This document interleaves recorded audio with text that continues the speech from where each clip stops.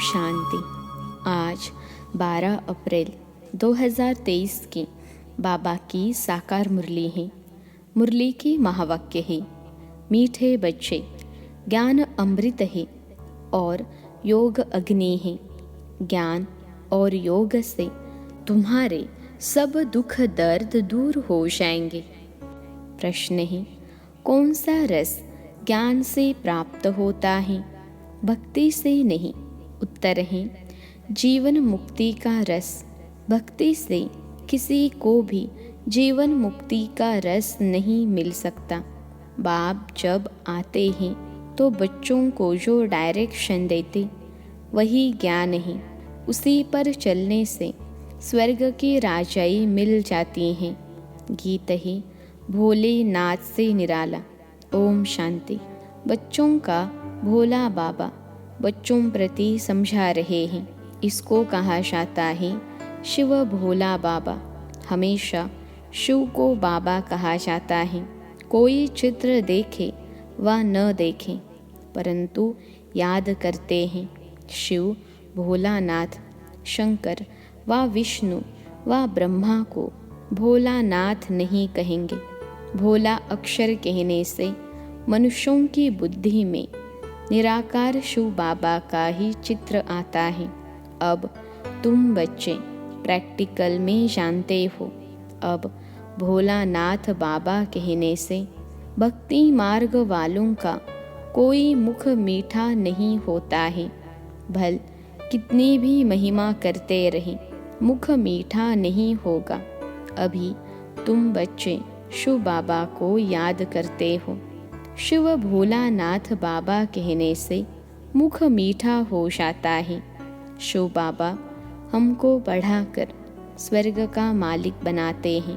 बाबा कहने से बच्चों को प्रॉपर्टी भी ज़रूर याद पड़ती हैं।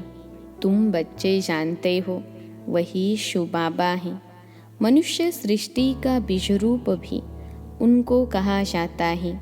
झाड़ का एक ही बीज होता है तो मनुष्य सृष्टि रूपी झाड़ का भी वह एक बीज है, जिससे फिर मनुष्य सृष्टि रची जाती है।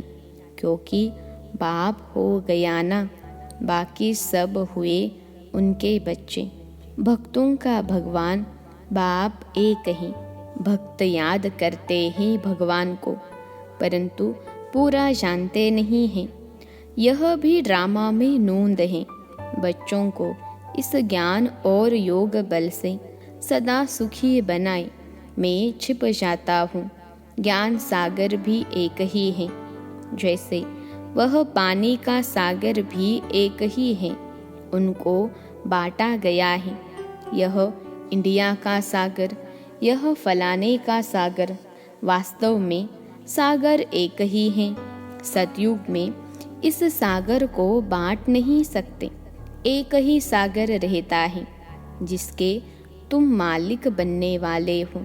वहाँ इतने खंड थोड़े ही रहते। एक बाप की एक राजधानी रहती है।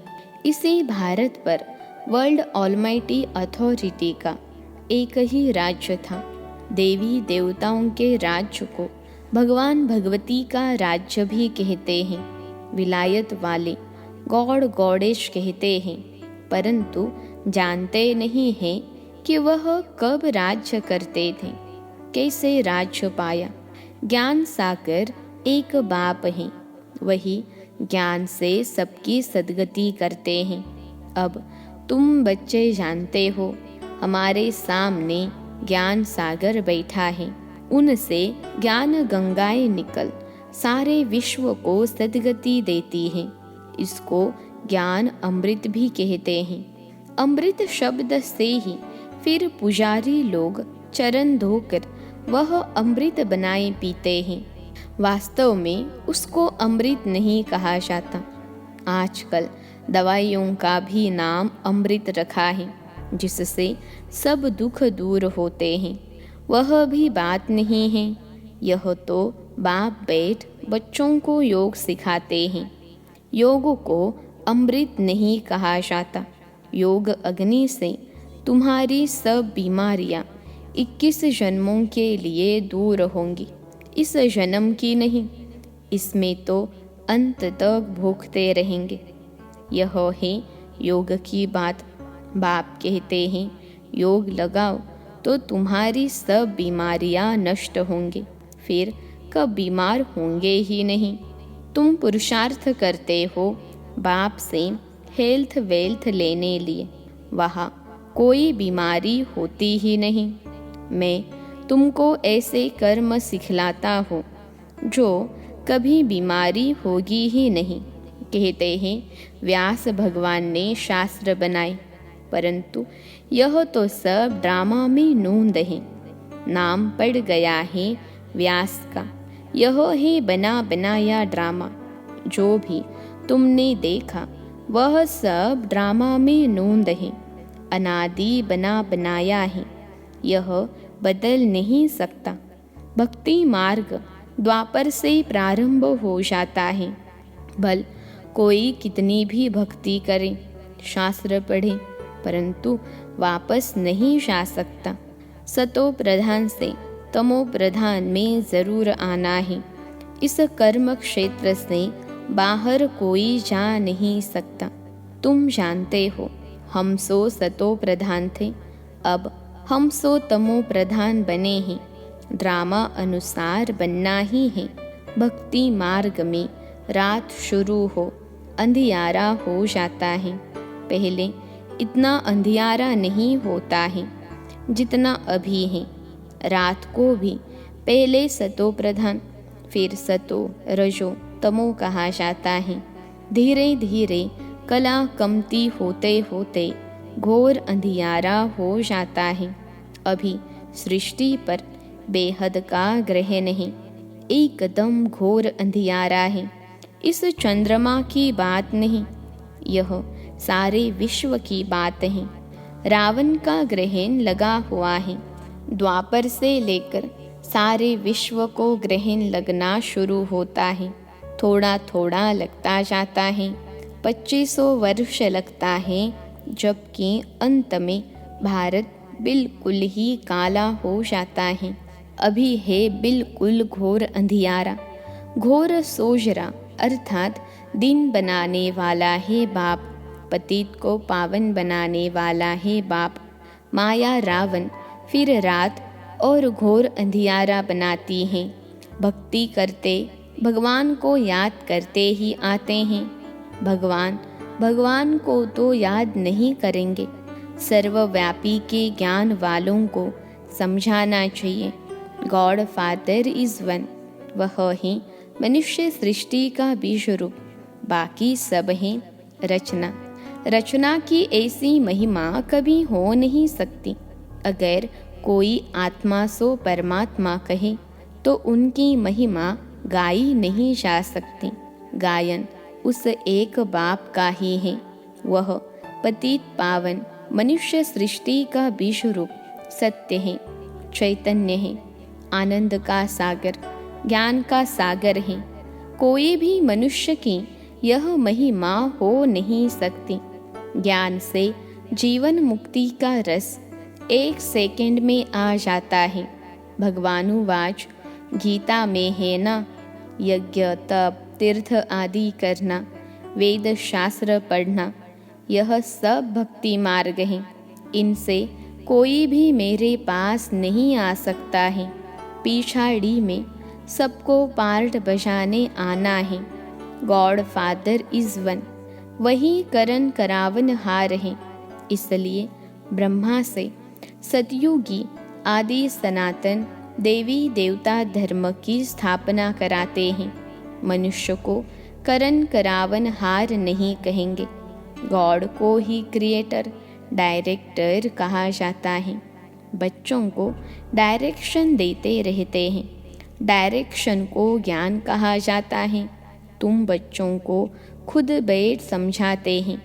आत्मा इन आँखों से देखती है, भ्रकुटी के बीच में रहती है, मुख से बोलती है।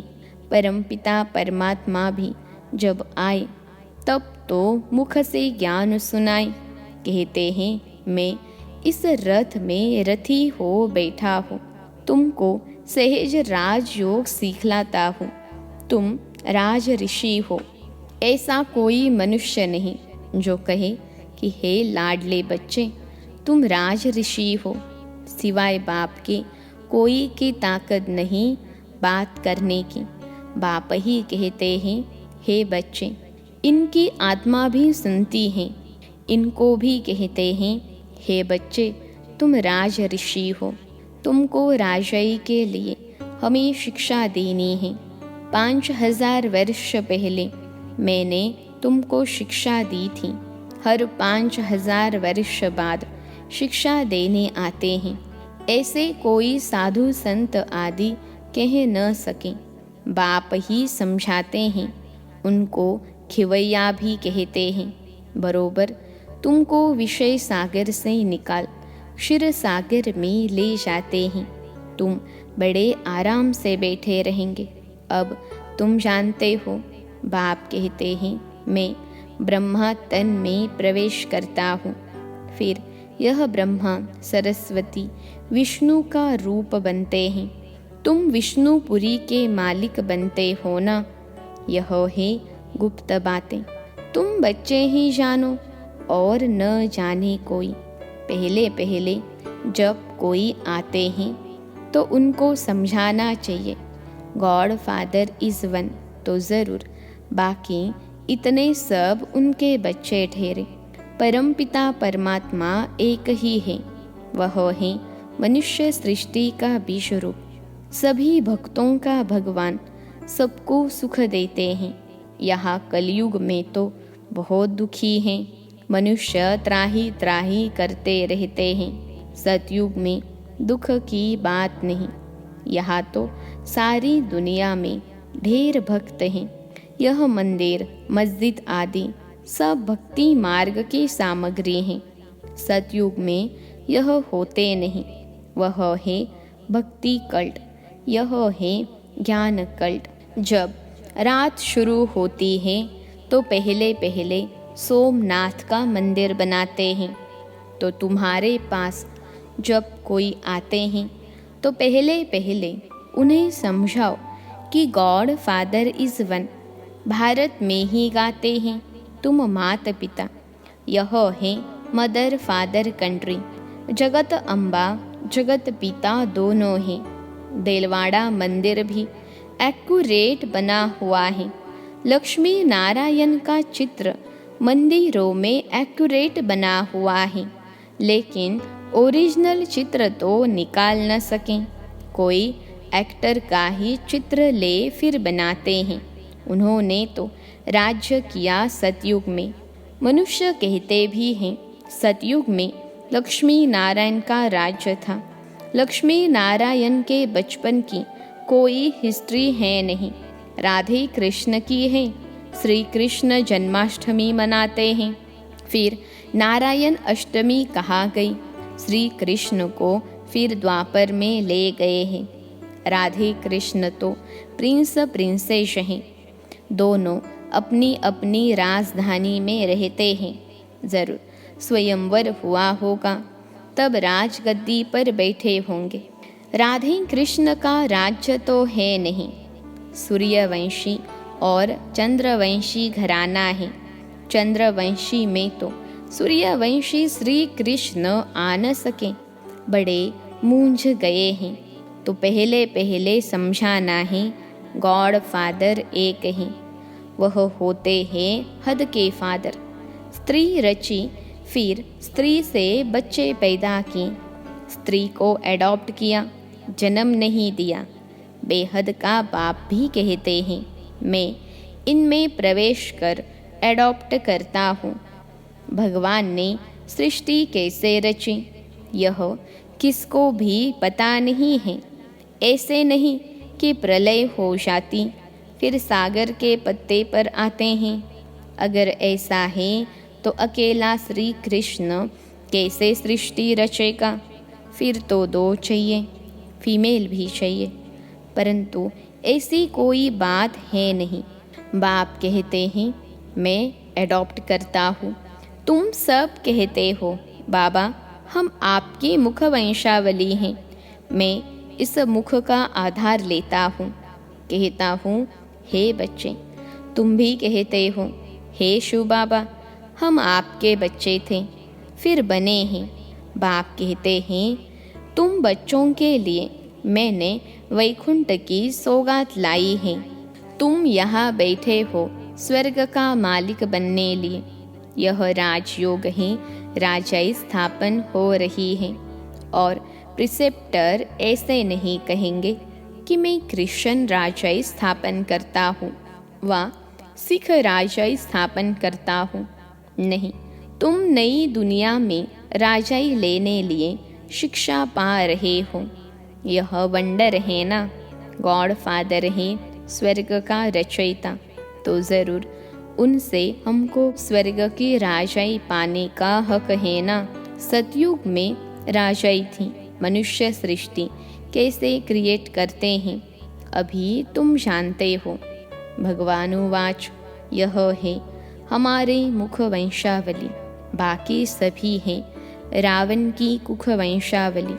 वह ब्राह्मण कुख वंशावली, तुम ब्राह्मण मुख वंशावली हो। तुम समझा सकते हो, ब्रह्मा की औलाद ज़रूर ब्राह्मण ठहरे ना। ब्रह्मा है प्रजापिता ब्रह्मा, तो उनकी संतान भी ब्राह्मण ठहरे। ब्राह्मण के बच्चे ब्राह्मण होते हैं ना। तुम हो ब्रह्मा की सच्ची औलाद ब्राह्मण। ब्राह्मण है सबसे ऊंच। ब्राह्मणों को चोटी में रखा जाता है। जैसे ऊंचते ऊंच भगवान शिव बाबा को त्रिमूर्ति से उड़ा दिया है, वैसे ऊंचते ऊंच ब्राह्मणों को भी चोटी से उड़ा दिया है। विराट रूप में ब्राह्मणों को नहीं दिखाते हैं, सिर्फ कहते हैं देवता, क्षत्रिय, वैश्य, शूद्र। पहले पहले तुम ब्राह्मण हो, तुम कितनी भारी सेवा करते हो। ऊंचते ऊंच भगवान, फिर उनसे पैदा किए हुए तुम बच्चे हो। शिव बाबा तो नई सृष्टि पर आते नहीं, तुम आते हो। शिव बाबा कहते हैं, मैं तुमको राज्य देता हूँ, फिर मेरा नाम ही गुम हो जाता है, मैं छिप जाता हूँ। मैंने क्या किया, कैसे सृष्टि रची, यह कोई नहीं जानते। अब नया कोई आता है तो जास्ती माथा नहीं मारना है। पहले पहले परिचय देना है बाप का, वह है स्वर्ग का रचयिता। देवताएं स्वर्ग के मालिक थे, फिर 84 जन्म लेते लेते अब वह शूद्र वर्ण में है, फिर उनको ब्राह्मण बनाते हैं। वर्ण भी है ना, विराट रूप का चित्र भी है। ब्राह्मणों की चोटी के आगे शिव भी जरूर देना है। जैसे त्रिमूर्ति पर शिव दिखाते हैं, वैसे ब्राह्मणों के ऊपर भी शिव दिखाना है, समझाना है। शिव बाबा ब्रह्मा द्वारा ब्राह्मण बनाते हैं, वह फिर ब्राह्मण सो देवता, सो क्षत्रिय, सो वैश्य, शूद्र बनते हैं। पहले पहले तो कोई को भी अल्फ ही समझाना है।